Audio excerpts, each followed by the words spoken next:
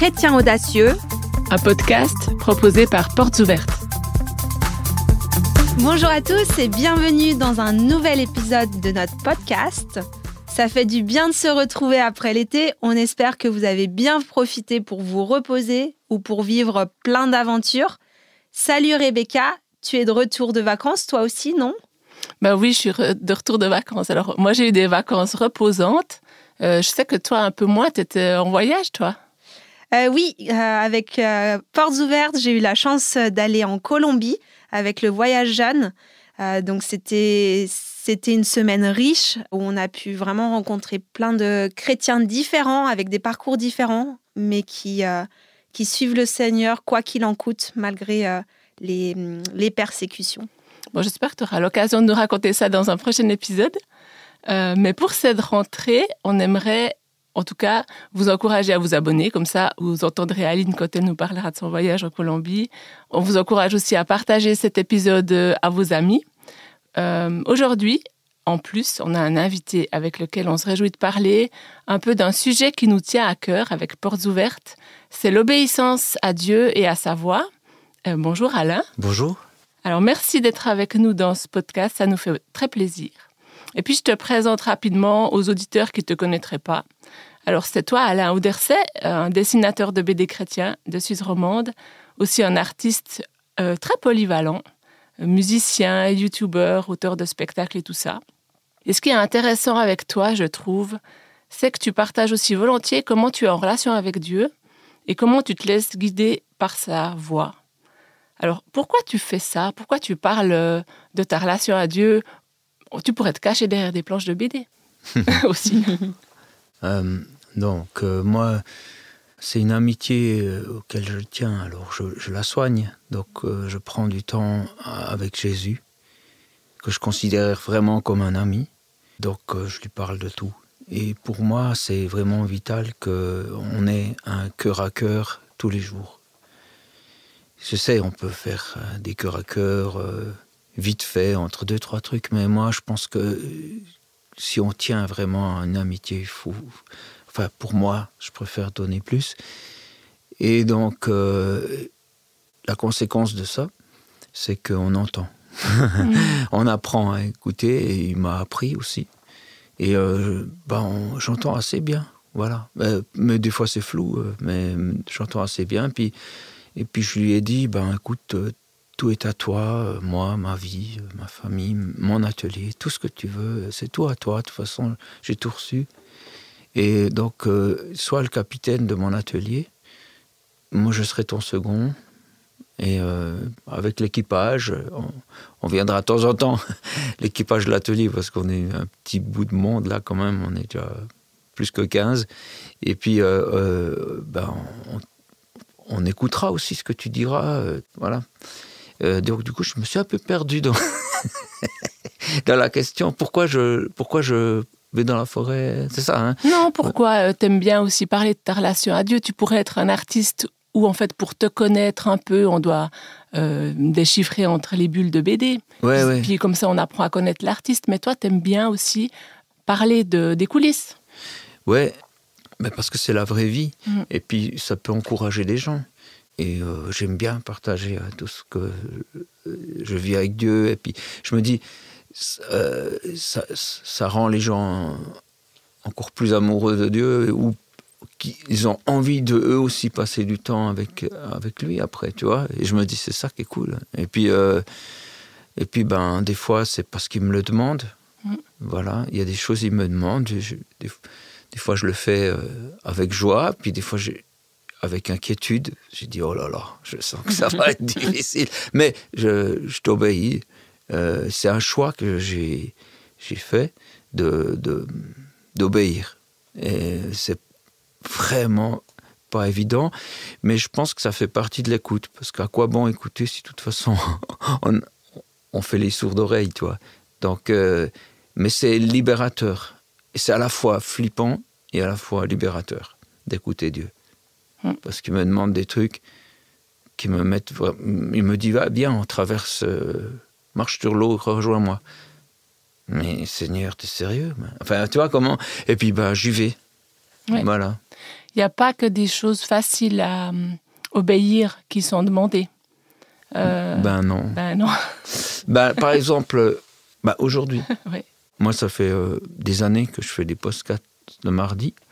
Et puis, le Seigneur m'a parlé juste avant que je me réveille. C'est marrant, des fois, il fait ça. Je pense que c'est une plage qu'il aime bien utiliser. Puis, il m'a dit, on arrête. OK. Et puis, j'ai envoyé un message ce matin à tous les... ça fait des milliers d'internautes. J'ai dit, OK, j'arrête. Je fais une pause. Le Seigneur m'a demandé. Mais après, il y en a des gens qui vont... On n'a pas un département marketing, mais disons que si on en avait un, il pourrait dire « mais montez, comment il faut garder la maîtrise ?» Et puis, voilà, parce que je dis « Non, mais il faut obéir à Dieu, c'est tout. » Et puis, quelque part, c'est libérateur, parce que je ne m'accroche pas. Ces lives que je fais le mardi, je les fais, je me réjouis, il y a plein de gens qui suivent et tout ça, mais je sais que tout peut m'être pris d'un jour à l'autre. Alors, si je l'ai mis sur l'autel, et puis qu'il me dit, donne-le-moi, voilà, prends. Tu vois ? Tu es moins triste de tout ce que tu devrais peut-être lâcher, parce que tout est déjà à lui, ou en tout cas, tu es dans ce chemin-là. Oui. Ouais. Je pense que c'est un chemin libérateur de tout donner à Dieu. Et puis, par exemple, je pense qu'on peut être riche, avoir de la fortune, des propriétés, des choses comme ça, mais si on est un vrai disciple, il faut être prêt à tout donner à la seconde où Jésus le dit, donne-moi ça. Viens, lâche ça, on part. Et tu le fais. Parce que si tu ne le fais pas, c'est que c'est probablement une idole. Enfin, n'importe quoi est une idole si tu ne peux pas la lâcher comme ça.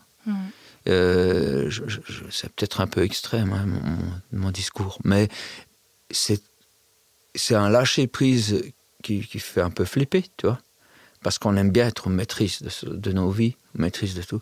Mais grâce à ça, j'ai vu des choses que j'aurais jamais vues, mais des trucs de dingue. Et j'ai marché sur l'eau. Oui. Mais encore de nos jours, là, je pense que des gens qui disent, mais c'est impossible, on ne peut pas vivre comme ça. Je dis, oui. Oui, ça on en reparlera un peu plus tard, on se réjouit de t'entendre sur ça. Nous, c'est vrai qu'avec Porte Ouverte, on est aussi en relation avec des chrétiens pour qui suivre Jésus, c'est un chemin d'obéissance. Alors, dans cet épisode, c'est ça dont on aimerait un peu discuter, alors avec toi, et puis avec l'effet miroir de là-bas, de décider d'obéir à Dieu, à lui seul, peu importe où ça nous mènera, comme tu disais. Et d'ailleurs, il y a Frère André qui parlait de ce pas de oui. En le citant, il a dit vraiment à Dieu, où que tu veux que j'aille, j'irai, et je vais commencer maintenant. Seigneur, je me lève de cet endroit et je fais mon premier pas en avant. Considéreras-tu que c'est un pas vers une obéissance totale à toi ? Et il a fini en disant, je l'appellerai le pas de oui. Et c'est vraiment chouette de t'entendre, Alain, parce qu'on voit que ta démarche est vraiment similaire. Jour après jour, tu fais ce pas de oui. Est-ce que tu peux continuer un peu à nous en parler ? Oui. Alors déjà, Frère André, j'avais lu son bouquin avant que je fasse des bandes dessinées. Et puis, ça m'avait marqué de sa manière de vivre par la foi. C'est-à-dire, il avait fait une école et oui, il apprenait à vraiment ne jamais mettre de réserve et puis de faire jour après jour avec ce que Dieu donnera. Et puis, ça m'avait impressionné. Et puis, ceux qui faisaient des réserves parce qu'on ne sait jamais, eux, ils n'avaient pas réussi à vivre par la foi. Et puis, du coup, je me suis dit, voilà, je vais faire ça. Et puis, ça m'arrive. Moi, par exemple, j'ai plus rien. J'ai une famille, j'ai des enfants, tu vois, j'ai 4 enfants, mais... Et puis, les comptes sont secs. Il y a peut-être des gens qui vont me payer, mais c'est pas sûr, puis c'est pas grand-chose. Et je suis à l'église, il me reste littéralement 20 balles dans ma poche. Et puis, je sens que je peux le donner au Seigneur. Je lui dis, voilà, c'est à toi. Puis après j'avais accueilli plein de bénévoles chez moi. Et puis, ils ont dit, si on allait faire un tour au bord du lac. J'ai dit, ouais, ok, on y va. Puis je me suis dit, j'espère que... Ouais, j'ai assez d'essence pour revenir. Mais je peux rien payer. Hein. J'ai même pas à manger, j'ai rien. Je n'ai même pas pour manger. Et puis on est parti, c'était super. On a passé des bons moments. On est arrivé dans un endroit où c'était des chrétiens qui louaient des... Mais je ne savais même pas que ça existait. Qui louaient des trucs pour aller sur l'eau. Puis ils ont dit, ah, mais c'est Alain. Oh, mais je te connais. Tu es venu une fois dans un groupe de jeunes. J'ai dit, ah ouais. Et puis il m'a dit, viens. Et puis on a passé l'après-midi sur ces trucs qu'on ne se serait pas payé. Puis après, il m'avait donné genre 100 balles, comme ça. Et je me suis dit, mais... et je me suis dit, mais c'est complètement dingue. Et c'est ça, le vivre par la foi. Mais le truc, c'est que c'est très gratifiant quand il y a le 100 balles tout de suite. Moi, par exemple, il y a 3 ans, Jésus, je suis en forêt, il me dit, je veux que tu fasses un dessin animé pour moi. Tu prends idée reçue, ta première bande dessinée, tu la fais en dessin animé. Mais moi, je sais ce que ça implique. J'ai déjà travaillé sur des dessins animés. Je sais que ça coûte des millions. Et j'ai pensé à Marie, à qui on annonce, en fait, tu vas donner naissance au Fils de Dieu. Elle n'est pas mariée, elle est pas... Enfin bref, toutes les conséquences. Puis elle a juste dit, OK, ça commence, si jamais. Puis voilà. J'ai fait pareil. Je me suis dit, OK. Puis mon pas de foi, c'était d'engager la première personne qui se pointerait en me disant « je fais du dessin animé, tu as besoin de moi », qui était là, 3 jours après, ou même pas. Et puis, je l'ai engagé. J'ai dit « écoute, je t'engage, mais on a convenu d'un salaire, mais je ne peux pas te garantir que tu l'auras chaque fin de mois. » Puis voilà. Puis là, maintenant, sous le projet dessin animé, il y a 5 personnes. On a monté une école, si je peux dire, de dessin animé, pour encourager des chrétiens à devenir pros. Mais tout ça, je le fais, j'obéis, mais c'est la folie. Et puis, en même temps, tu vois, je sais pas comment... J'attends la prochaine étape. Puis, alors, j'ai une vague idée de où on va, de ce qu'on va faire avec le dessin animé. Le but de ce dessin animé, c'est d'évangéliser sur des grandes chaînes mainstream ou n'importe quoi, mais pas chrétiennes. Et puis on m'a déjà dit, mais attends, si c'est chrétien, ils l'accepteront pas. J'ai dit, je fais ce que Dieu me dit, moi, pas de problème, moi je fais un truc clair, net, et puis c'est comme ça. Et puis, j'en sais rien. Si je commence à réfléchir si c'est possible, je vais pas le faire. Et puis, on est engagé, quoi. On est pas mal de monde là-dessus. Et puis, je me réjouis de tout ce qui va se passer. Ça va être dingue. Tous ces gens qui vont être touchés, parce que c'est vraiment ça sur mon cœur. J'ai envie que beaucoup de gens rencontrent Jésus. C'est ça. C'est le truc qui souvent brise mon cœur, parce que je pense à tous ces gens loin de Jésus. Et puis je me dis, mais comment atteindre des masses, tu vois ? Voilà, c'est ça. Ouais. Puis comme tu disais au début, j'ai l'impression que c'est ton amitié pour Dieu qui est à la source de cette envie d'écouter, de cette envie d'obéir aussi. Et ton obéissance, elle est un peu comme une preuve que tu aimes Dieu et puis que tu prends au sérieux ce qu'il dit. Mais Dieu, c'est la personne qui m'aime le plus dans tout l'univers.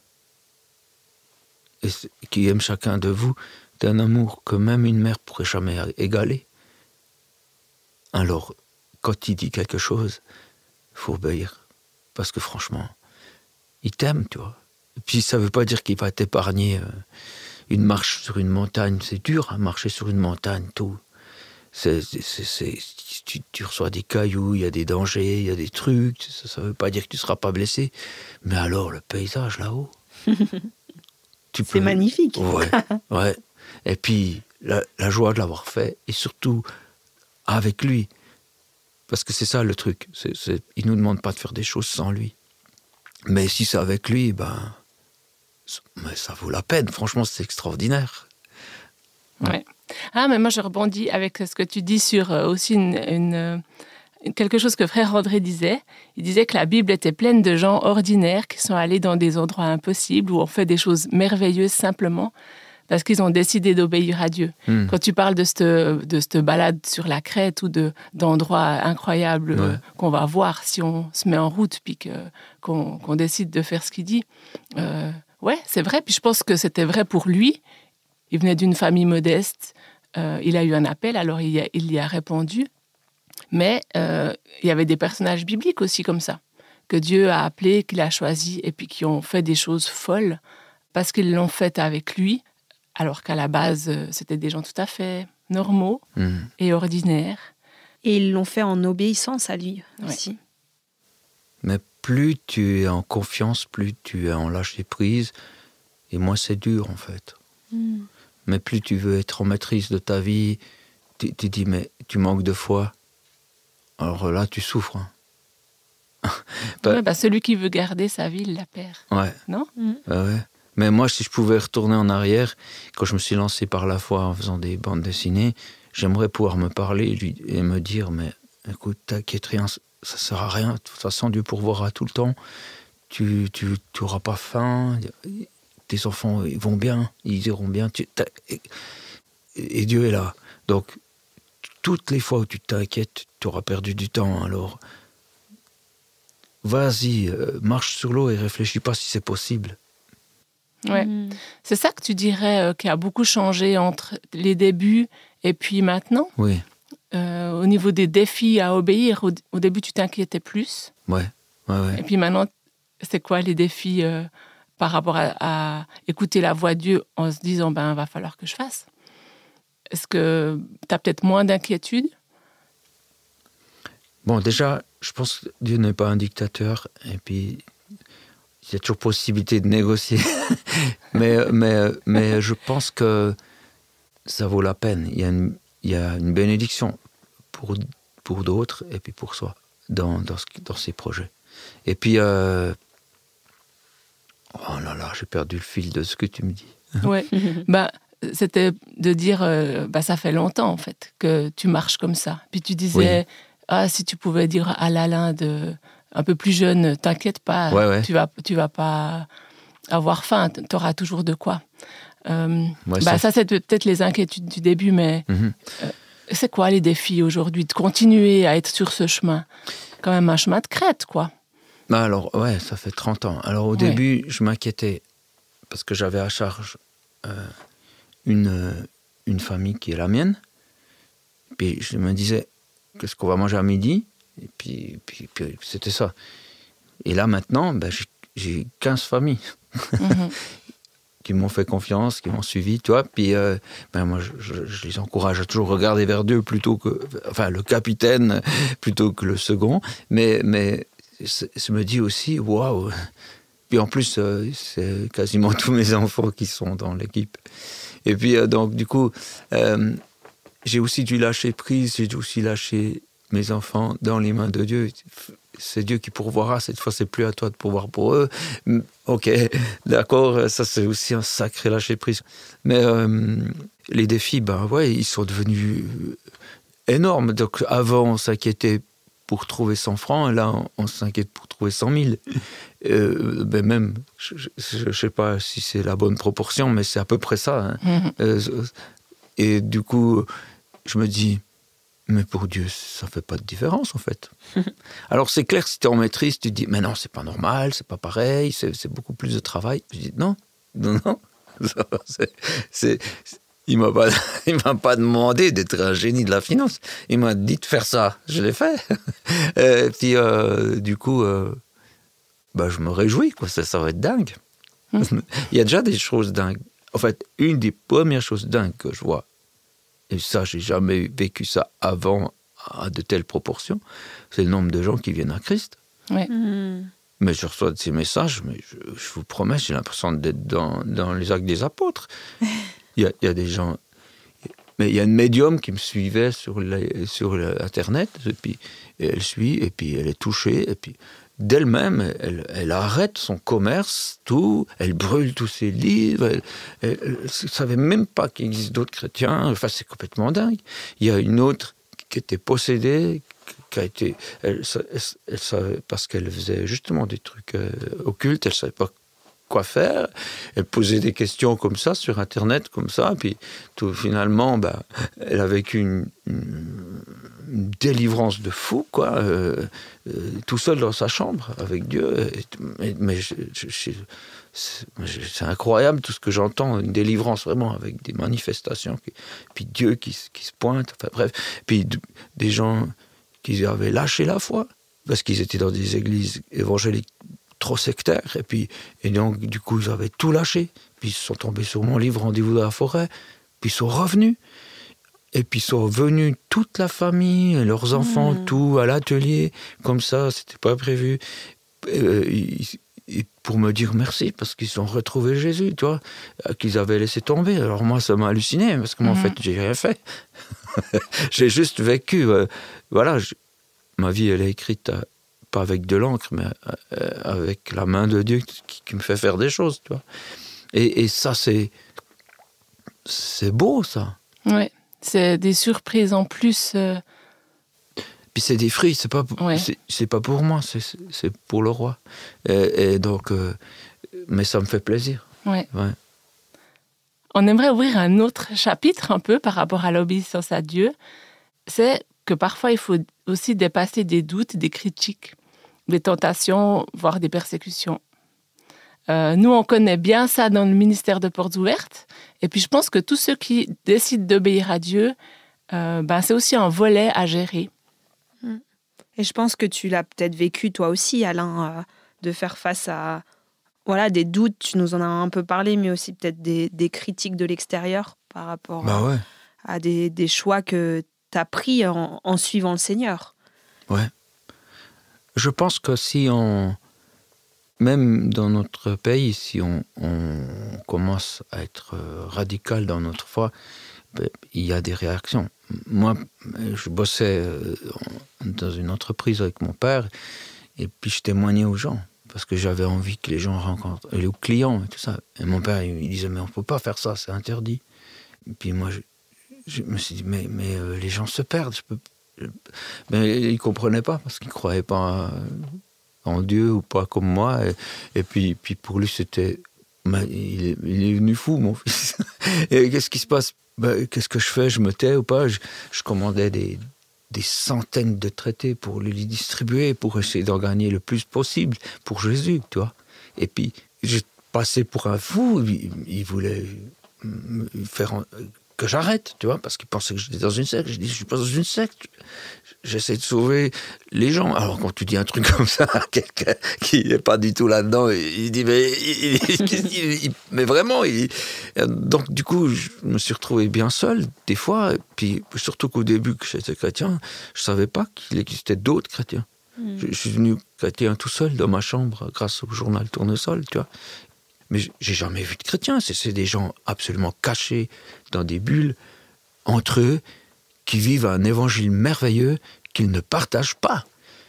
Parce qu'ils n'en parlent pas aux clients, parce qu'ils n'en parlent pas à leur boulot, parce qu'ils ont séparé leur vie. Et je les ai jamais vus. Je ne sais pas qui c'est, ces gens. Je ne savais pas qu'il existait d'autres croyants.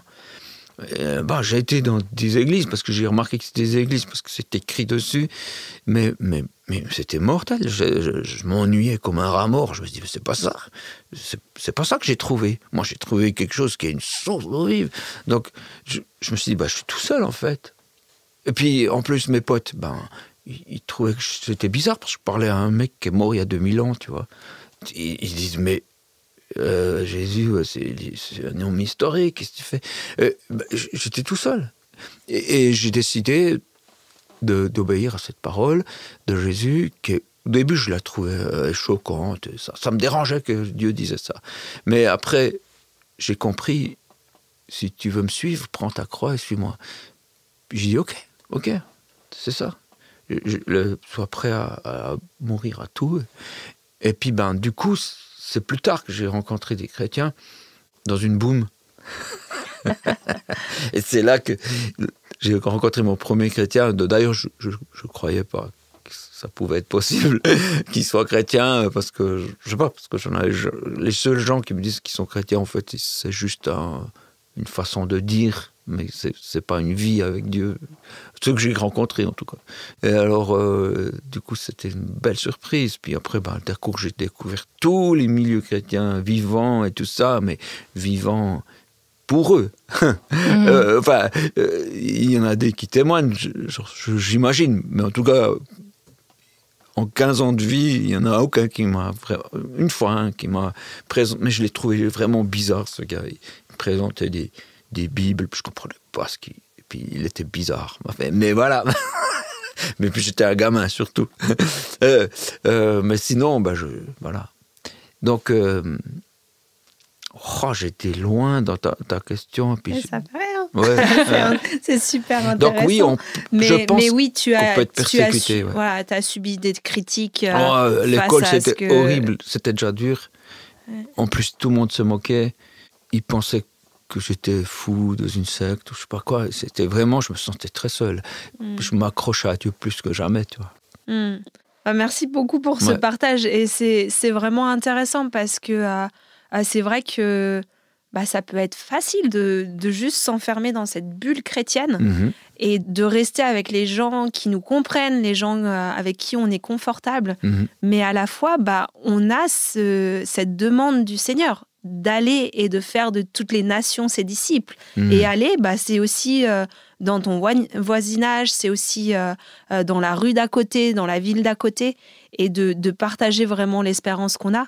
Et c'est ça que je trouve vraiment intéressant en faisant le parallèle avec l'Église persécutée, avec nos frères et sœurs persécutés, c'est que dans beaucoup de témoignages qu'on lit, eux aussi, ils ont vraiment découvert ce trésor qui est Dieu, qui est Jésus, et ils veulent le partager malgré les critiques, malgré les persécutions, et quoi que ça peut en coûter.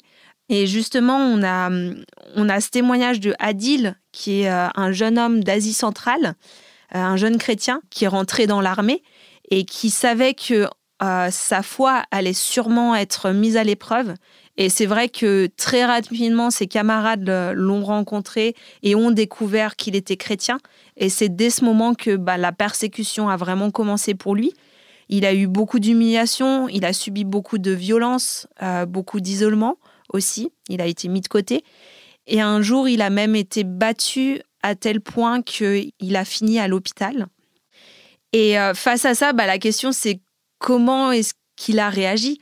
Comment est-ce que tu peux réagir face à cette situation ?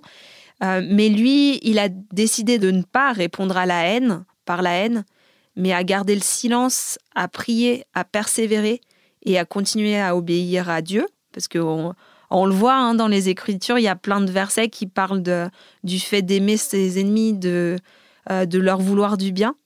Et en fait, un soir, alors que le commandant lui demandait de renier sa foi et que, en échange, s'il reniait sa foi, il aurait le confort et la protection, Adil a refusé. Et donc, la conséquence de son refus, c'est qu'il a été jeté dehors en sous-vêtements, dans le froid glacial de la montagne, parce que je ne sais pas si, Alain, tu connais un peu la situation en Asie centrale, ou même vous, les auditeurs, vous connaissez, mais l'Asie centrale, il y a certains pays d'Asie centrale où c'est des montagnes. Par exemple, le Kirghizistan, c'est quasiment que des montagnes, 80% de montagnes. Okay. D'autres pays avoisinants, c'est aussi beaucoup de montagnes. Donc, moi, je peux vraiment imaginer le froid qu'il y avait, parce que j'ai été justement en Asie centrale, et un des hivers, moi, quand j'y étais, ça allait jusqu'à moins 22 degrés. Aïe, aïe, aïe. Mais j'ai entendu dire que ça pouvait aller jusqu'à moins 27, voire plus.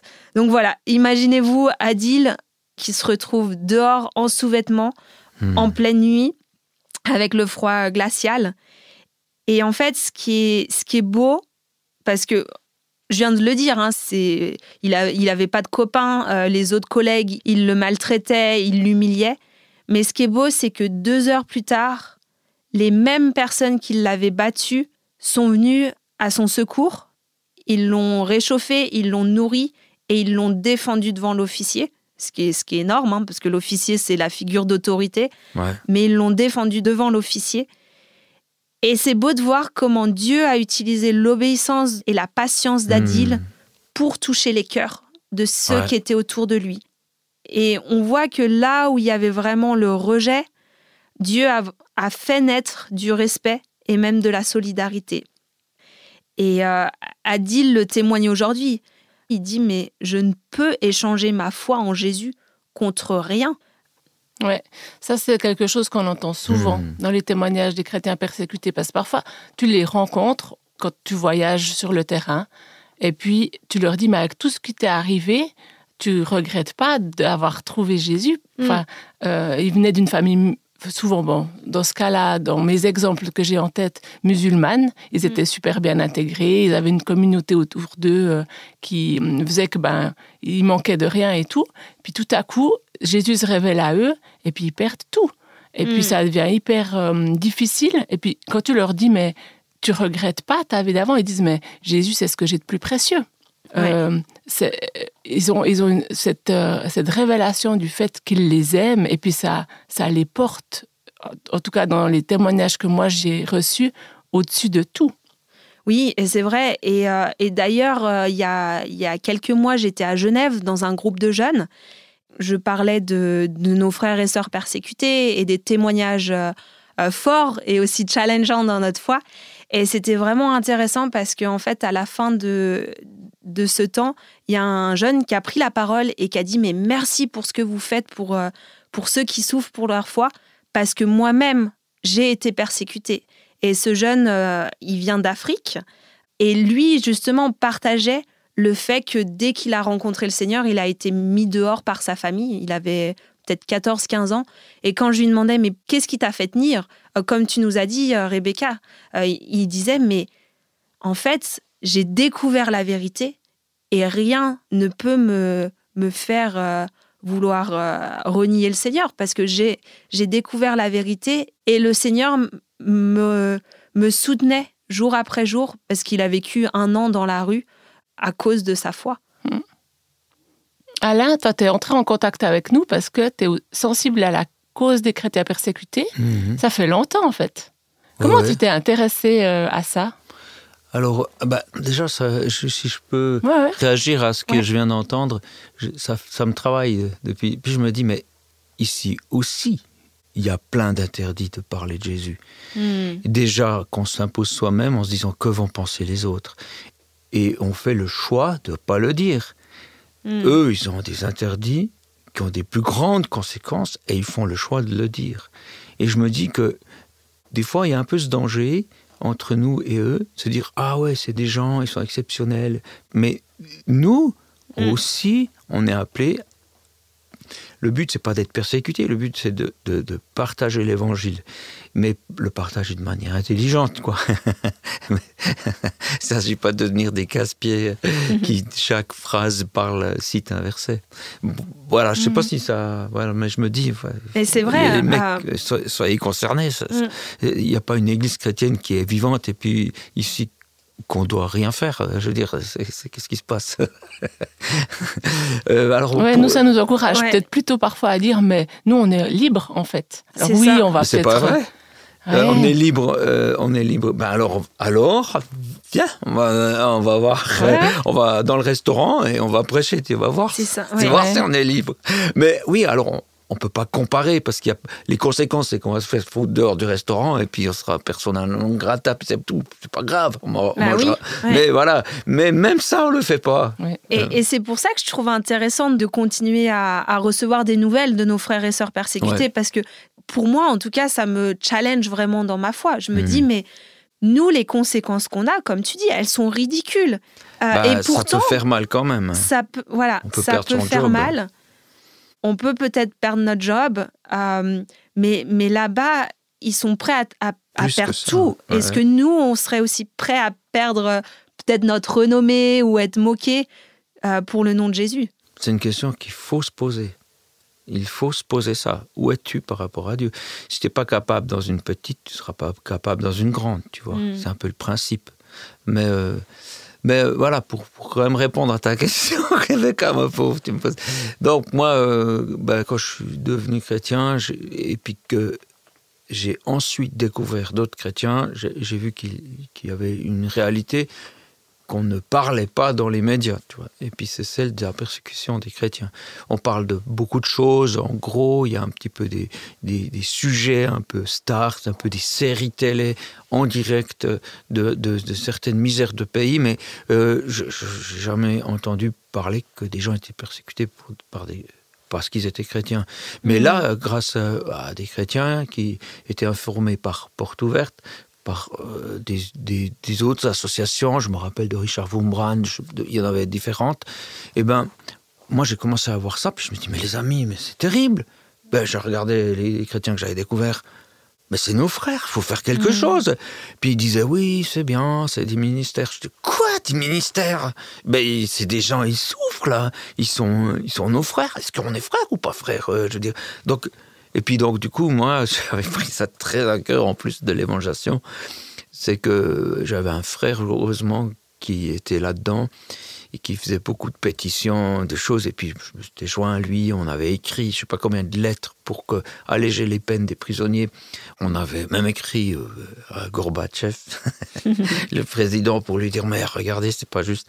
Il ne s'est jamais répondu, monsieur. Mais voilà, puis on a fait des choses, ce qu'on pouvait, tu vois, et puis mon pote a même été dans des pays où c'était interdit, et puis voilà, je priais à chaque culte, je priais pour ça, et les gens me disaient mais pourquoi tu pries chaque culte pour ça, est-ce que c'est ton ministère? Je dis non, c'est pas mon, mais j'ai juste un cœur, c'est tout, arrêtez, c'est normal. Puis après, c'est vrai que maintenant je j'ai plus cette, je me suis focalisé plus sur évangéliser les gens d'ici. Je vous explique, si vous voulez, je peux vous dire pourquoi, mais c'est parce que j'ai longtemps prié avec mon pote pour l'Albanie, parce que je me suis dit c'est encore pire pour les Albanais, parce qu'il y avait un dictateur terrible, et puis en fait, les chrétiens, au moins, ils ont Jésus pour supporter un dictateur, mais les Albanais, la plupart, ils ne savent même pas qui c'est Jésus. Et donc, du coup, je me suis dit, viens, il faut qu'on fasse des pétitions, il faut qu'on fasse des choses. Et puis, voilà, je n'ai plus la date par cœur, mais à un moment donné, le dictateur est tombé, l'Albanie, un des pays les plus fermés d'Europe, s'ouvre, et puis les gens vont partout. Et je me dis, mais c'est merveilleux. C'est merveilleux, je suis heureux pour eux. J'ai tellement prié, j'ai tellement fait pas grand-chose quelque part, mais voilà, de mon côté. Puis un jour, je me baladais en forêt, j'avais une guitare, je me rappelle, et puis tout à coup, je vois des gens qui pique-niquent, et puis le gars, il voit que j'ai une guitare, puis il dit viens venir, toi venir. Puis je me suis dit, qu'est-ce que c'est? Puis il me dit, nous, Albanie. Ouais. Puis j'avais presque les larmes aux yeux de les voir, parce que je me suis dit, c'est eux. Ils sont sortis, ils sont là, ils sont en Suisse, c'est super. Et puis, donc, du coup, j'ai joué une musique parce qu'ils me le demandaient. Ils tapaient des mains, ils étaient contents, et tout ça. Et puis je leur ai expliqué que je priais pour eux, puis que tout ça. Et puis voilà, puis après, je me suis dit, c'est super, ils sont libres, ils sont chez nous. Puis je me suis dit, mais ils sont chez nous, oui. Ils vont regarder la télé, ils vont essayer de vivre comme les Suisses, vivre comme les Français, enfin je sais pas. Mais ils n'ont toujours pas Dieu. Et je me suis dit, ok, mais je vais focaliser sur atteindre les gens qui ne connaissent pas Dieu, qu'ils soient albanais ou qu'ils soient n'importe quelle langue. Je trouverais, pour l'instant, c'est beaucoup la francophonie, ça s'ouvre sur l'Espagne, et voilà, j'ai plein de pays à cœur, mais du coup, je me suis dit, je trouve que c'est bien, ce travail, mais je vais focaliser sur essayer d'amener les gens à Christ, quoi. Mais du coup, j'ai toujours à cœur ils nous abandonnent, mais non, c'est toujours à cœur, et puis, voilà, je suis toujours heureux si je peux faire quelque chose, et voilà, en parallèle de tout ce que je fais. Ouais. Ouais. Parce que ces temps-ci, toi, tu es occupé à un livre, Rendez-vous dans la forêt 2, c'est ça? Origine. Ouais, Rendez-vous dans la forêt, Origine. Ouais. Dans lequel tu vas retracer un peu tout ce que tu as fait. Ouais. Et puis c'est dans ce cadre-là que tu nous avais contacté pour obtenir une carte de la persécution. Ouais. Et puis nous, c'est vrai que cette année, en fait, nos 70 ans, ce sera le mois prochain. Ah oui, le mois prochain, on a notre journée annuelle à la Marive, à Yverdon, le 27 septembre. Cool. Et donc, Alain, tu es le bienvenu. Oh, merci. Le cher auditeur aussi, vous êtes les bienvenus. On a encore une année où on est reconnaissant au Seigneur pour sa fidélité, de nous permettre de continuer d'encourager avec nos moyens nos frères et sœurs qui sont persécutés. Donc voilà, il y aura un culte de célébration tout particulier le matin, et dès 11h, et après l'après-midi, comme les autres années, on aura l'occasion de pouvoir entendre de chrétiens persécutés qui viennent spécialement pour l'événement, pour nous donner leur témoignage, plein d'audace pour le Seigneur. Et aussi le soir, comme les années précédentes, on aura Audi Night, donc la soirée jeune, dès 19h30. Donc si vous êtes jeune ou si vous avez des jeunes dans vos familles, et je suis sûre que vous avez des jeunes dans vos églises, dites-leur de venir. Parce que ça sera vraiment une soirée forte. On a un groupe de louanges qui vient tout spécialement de Paris pour l'occasion. Et on aura le témoignage de Haroun, qui est un ancien imam qui a rencontré le Seigneur. Et donc, vraiment, il vit une vie pleine d'obéissance malgré le coup. Donc, encore aujourd'hui, il est persécuté et il y a des conséquences pour lui et sa famille. Mais malgré tout, il continue à suivre les pas du Seigneur. Donc, venez, je pense que ça va vraiment être des temps forts, des temps qui boostent aussi nos foi, notre marche avec le Seigneur.